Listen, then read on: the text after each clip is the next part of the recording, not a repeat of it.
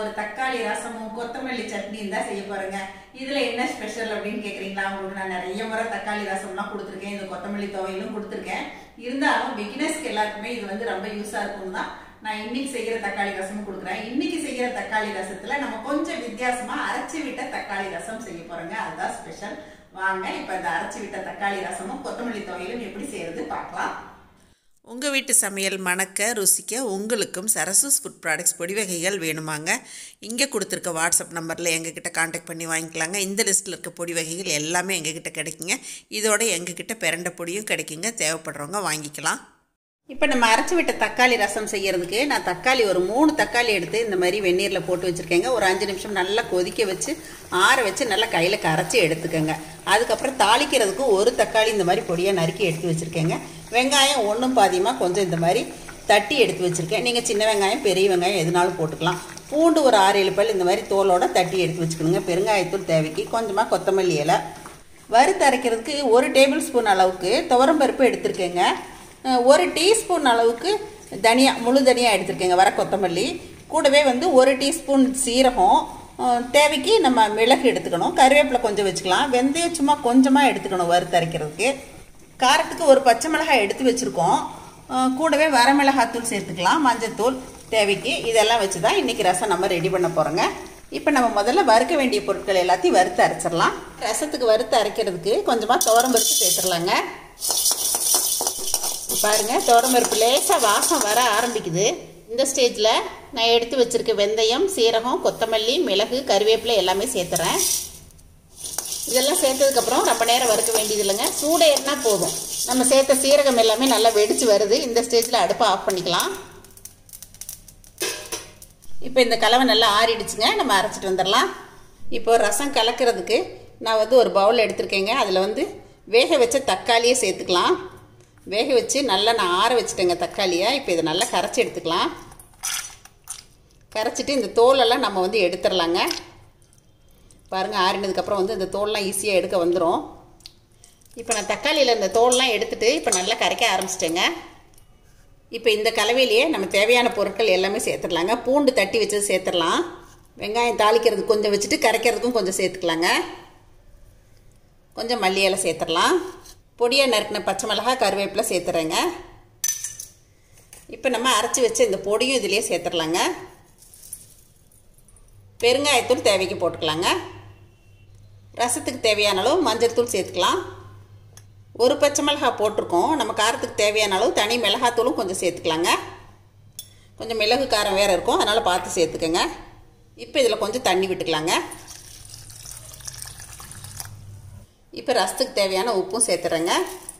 இப்போ தேவையான பொருட்கள் எல்லாமே சேர்த்தாச்சுங்க. நம்ம நல்லா கையில் கரைச்சி விட்டுக்கலாம். நம்ம இது எல்லாம் சேர்த்து கையில் கரைக்கிறதுல தான் அந்த ரசத்தோட ருசியே இருக்குங்க. அந்த வெங்காயம், பூண்டு, அரைச்ச அந்த பொடியோட வாசம் எல்லாமே இந்த ரசத்தில் நல்லா கலந்து வரும். நல்லா கையில் இந்த மாதிரி பிசைஞ்சு விட்டுருங்க. இந்த மாதிரி நல்லா கரைச்சதுக்கப்புறமா தேவையான அளவு தண்ணி விட்டுக்கலாங்க. நீங்கள் புளிப்பு பார்த்துட்டு தண்ணி சேர்த்துக்குங்க. இப்போ நம்மளோட ரசக்கலவை ரெடியாக இருக்குங்க. இப்போ தாளிச்சிடலாம். இப்போ ரசம் தாளிக்க ஒரு வாணலி அடுப்பில் ஏற்றிட்டேங்க. கொஞ்சம் கடலை எண்ணெய் விட்டுக்கலாங்க. இப்போ கடுகு சேர்த்துடலாங்க. ஒரே ஒரு காஞ்ச மிளகாய் கிள்ளி சேர்த்துடலாம். கொஞ்சம் கருவேப்பிலை சேர்த்துக்கலாங்க. இப்போ நம்ம எடுத்து வச்சுருக்க வெங்காயம், தக்காளி சேர்த்துடலாங்க. இப்போ இந்த தக்காளி கொஞ்சம் நல்லா வதங்கி வரட்டுங்க.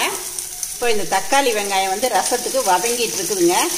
இப்போ பாருங்கள், ஓரளவுக்கு வதங்கியிருக்கு. இதுக்கடையில் நான் வந்து எங்கள் வீட்டில் மல்லி சட்னிக்கு அரைக்கிறதுக்கு ரெடி பண்ணிகிட்டு இருக்கேன். இது வந்து பிகினர்ஸ்க்கு யூஸ் ஆகும் அப்படிங்கிறதால இதையும் வதக்கிக்கிட்டே நான் என்னெல்லாம் போட்டிருக்கேங்கிறத சொல்லி கொடுக்குறேன். ஸ்டார்டிங்லேருந்து வீடியோ எடுக்காமல் விட்டுட்டேன். உளுத்தம்பருப்பு 1 டேபிள் ஸ்பூன் போட்டுக்கிட்டேங்க. அதுக்கப்புறம் காஞ்ச மிளகாய் சேர்த்துட்டு கொஞ்சம் பெருங்காயத்தூள் சேர்த்துட்டேன். கொஞ்சம் சின்ன வெங்காயம் ஒரு 10-12 வெங்காயம் போட்டிங்கன்னா நல்லா டேஸ்ட்டாக இருக்கும். சின்ன வெங்காயம் போட்டுட்டு பூண்டையும் சேர்த்து இதை நல்லா வதக்கிட்டு இருக்கேன். இதுலேயே கொஞ்சம் கருவேப்பிலையும் சேர்த்துருக்கேங்க. இப்போ இதுலேயே மல்லி சட்னிக்கு தேவையான புளி சேர்த்துடலாங்க. ஏன்னா இந்த மாதிரி வதக்கி அரைக்கும்போது சீக்கிரமாக அரைப்பட்டுரும். இதெல்லாம் வதக்கினா போதும். இனிமேல் நம்ம வந்து கொத்தமல்லி இலையும் தேங்காயும் அப்படியே பச்சையாக சேர்த்துட்டு அரைச்சிடலாங்க. இது வதங்கி வரட்டுங்க. ஈஸியாக அரைச்சிடலாம். இது வந்து மல்லி துவையல்னு சொல்லுவோம். நாங்கள் வந்து சாதத்துக்கு போட்டு பிசைஞ்சுக்குவோங்க.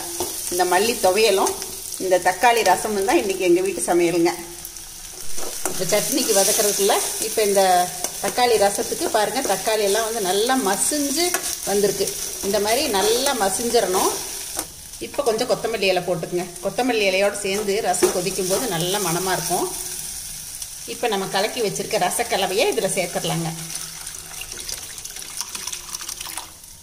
பாருங்கள், இந்த ரசக்கலவை வந்து கொதிக்கிறதுக்கு முன்னாடியே பார்க்குறதுக்கு இவ்வளோ நல்லா இருக்குது. இன்னும் நல்லா கொதித்து வந்து அதை சாதத்தில் ஊற்றி சாப்பிட்டா டேஸ்ட்டு கேட்கவே வேண்டாங்க. இப்போ இந்த ரசம் கொதிக்கிறதுக்குள்ளே இப்போ இந்த மல்லி சட்னிக்கு வதங்கின கலவையை பார்த்துடலாங்க. பாருங்கள், நல்லா வதங்கிடுச்சு. அந்த வெங்காயமெல்லாம் கலர் சேஞ்ச் ஆக்கி வந்துடுச்சு பாருங்கள். இப்போ நம்ம சுத்தம் பண்ணி வச்சுருக்க கொத்தமல்லி இலை இதில் சேர்த்துடலாம். கொத்தமல்லி இலை நாட்டு கொத்தமல்லி தாங்க. கொத்தமல்லி இலை சேர்த்ததுக்கப்புறம் அடுப்பை நல்லா சிம்மில் போட்டுட்டு இந்த மாதிரி ஜஸ்ட் ஒரு பெரட்டி விட்டுருங்க. அவ்வளோதான், அடுப்பை ஆஃப் பண்ணிடலாம். இப்போ அடுப்பை ஆஃப் பண்ணிடலாங்க. இப்போ துவையலுக்கு தேவையான உப்பு சேர்த்துடலாங்க. கூடவே எடுத்து வச்சுருக்க தேங்காய் துருவல் சேர்த்துடலாம். நான் தேங்காய் துருவல் இன்றைக்கி சின்ன மூடிக்கு ஒரு மூடி சேர்த்துருக்கேன். தேங்காய் துருவல் சேர்த்து இதையுமே இந்த சூட்டில் நல்லா பெரட்டி விட்டுருங்க. தாங்க இந்த கலவை ஆறுனதுக்கப்புறம் நம்ம துவையெல்லாம் அரைச்சிடலாம். தண்ணி அதிகமாக சேர்க்காமல் அரைக்கணுங்க. இப்போ வதக்கின கலவையை நான் மிக்ஸி ஜாரில் சேர்த்துட்டேங்க. இப்போ இது தண்ணி விடாமல் அரைச்சிட்டு தேவைப்பட்டால் கொஞ்சமாக தண்ணி தெளித்து அரைச்சிட்டு வந்துடலாம். இப்போ பாருங்கள், ரசம் ரெடியாக இருக்குள்ளே ரசத்துக்கு அடுப்பை நல்லா குறைச்சி வச்சுட்டு இப்போ வந்து இந்த துவையலும் நான் அரைச்சிட்டு வந்துட்டேன். மணமணக்கும் மல்லி சட்னி ரெடிங்க. இது சாதத்தில் போட்டு பிசைஞ்சு சாப்பிட்டா ரொம்ப அருமையாக இருக்குங்க. நான் வந்து கொஞ்சம் கூட தண்ணியே விடலை. அந்த மல்லித்தலை அலசின அந்த ஈரத்தன்மையே போதுமானதாக இருந்துச்சுங்க. சாதத்தில் போட்டு பிசைறதுக்கு இந்த மாதிரி இருந்தால் தான் நல்லாயிருக்கும். நான் கொஞ்சம் துவையல் அரைக்கிறதால அடுப்பை குறைச்சி வச்சுட்டேங்க. இல்லைன்னா இந்நேரம் ரசம் கொதிச்சிருக்கும். இப்போ அப்படியே கொதிக்கலாமா வேண்டாமான்னு யோசனை பண்ணிட்டு நிற்கிது. அடுப்பை கொஞ்சம் கை ஃப்ளேமில் வச்சுருவோம். இப்போ பாருங்கள், சுற்றிலும் கொஞ்சம் நுரக்கட்ட ஆரம்பிக்குது. இந்த ஸ்டேஜில் கொஞ்சம் கொத்தமல்லி இலை தூவிடலாம். ஜஸ்ட் சும்மா ஒரு கொதி மட்டும் வரட்டுங்க. ஏன்னா நம்ம தக்காளியும் வதக்கியிருக்கோம், அதுக்கு முன்னாடி வேக வச்ச தக்காளியும் கரைச்சிருக்கோம். அதனால் ரொம்ப கொதிக்க விட வேண்டாம். அவ்வளோதாங்க, இந்த அளவுக்கு கொதி பிடிச்சா போதும். நம்ம அடுப்பை ஆஃப் பண்ணிடலாங்க. நம்மளோட கமகமாக ரசம் ரெடி ஆகிடுச்சுங்க. வேறொரு பாத்திரத்துக்கு மாற்றுறதுக்குள்ள அப்படியே தட்டை போட்டு மூடிடலாங்க, இல்லைன்னா வாசம்லாம் போயிடும். இன்றைக்கி எங்கள் வீட்டில் கமகமாக தக்காளி ரசத்தோட மதிய உணவு ரெடி ஆகிடுச்சுங்க. பாருங்கள், ரசம் திறக்கும் போதே அப்படியே வாசம் தூக்குது. கொத்தமல்லி துவையல், தக்காளி ரசம், கூடவே ஒரு வாழைப்பூ பொரியல் வச்சுருக்கேங்க. இதுதாங்க எங்கள் வீட்டு சிம்பிளான மதிய உணவு. இன்றைக்கி நான் செஞ்சு காட்டினேன் இந்த தக்காளி ரசமும் இந்த துவையலும் உங்கள் எல்லாருக்கும் ரொம்ப பிடிச்சிருக்குன்னு நினைக்கிறேங்க. சளி காய்ச்சல் இந்த மாதிரிலாம் இருக்கும்போது இந்த மாதிரி ரசம் வச்சு சாப்பிட்டு பாருங்கள், டேஸ்ட்டு ரொம்ப நல்லாயிருக்குங்க. இன்றைக்கி நான் செஞ்சு காட்டினேன் இந்த தக்காளி ரசமும் இந்த கொத்தமல்லி துவையலும் உங்கள் எல்லாருக்கும் ரொம்ப பிடிச்சிருக்குன்னு நினைக்கிறேங்க. எப்பயும் போல் உங்களோட ஃபீட்பேக் சொல்லுங்கள். பிடிச்சிருந்தால் லைக் ஷேர் பண்ணுங்கள். நன்றி, வணக்கம். சரசு சமையல் பாருங்கள், சமையல் நல்லா பண்ணுங்கள்.